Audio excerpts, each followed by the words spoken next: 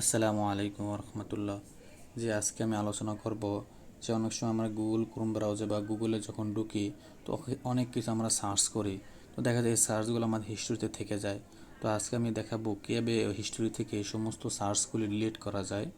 সেজন্য প্রথমে আমাকে গুগল ক্রোম ব্রাউজার আমি যাব। তো ক্রোম ব্রাউজার যাওয়ার পর এখানে ডান সাইডে যে থ্রি ডট অপশন আছে এখানে আমি ক্লিক করব। তো এখানে লেখা আছে হিস্টোরি লেখা আছে, এখানে আমি ক্লিক করব।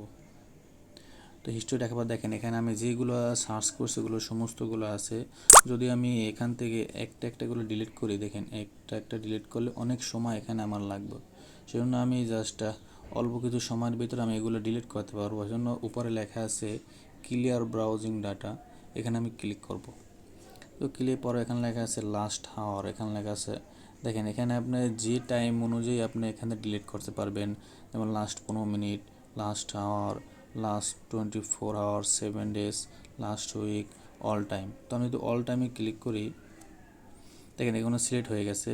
সিলেক্ট যাওয়ার পর এখানে আমার কতটুকু হিস্টোরি এখানে আছে, এখানে লেখা আছে 1224 আইটেম লেখা আছে। তো দেখেন এখানে বিভিন্ন আইটেম লেখা আছে এখানে। তো আমি যদি নিচে ক্লিয়ার ডাটা অপশন এখানে ক্লিক করি, তো দেখেন এখানে আমি ক্লিয়ার লিখবো, ক্লিয়ার।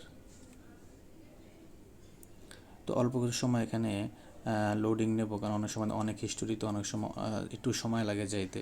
সেজন্য অল্প কিছু সময় আমরা এখানে ওয়েট করব। তো দেখেন আমার এখান থেকে হিস্টোরি যে আছে এখানে আর কোনো এখানে হিস্টোরি নাই। সো এই জন্য আমরা এভাবে হিস্টোরি গুগল থেকে যেগুলো সার্চ করি এগুলো এখান থেকে আমরা এভাবে ডিলিট করতে পারি। Thank you.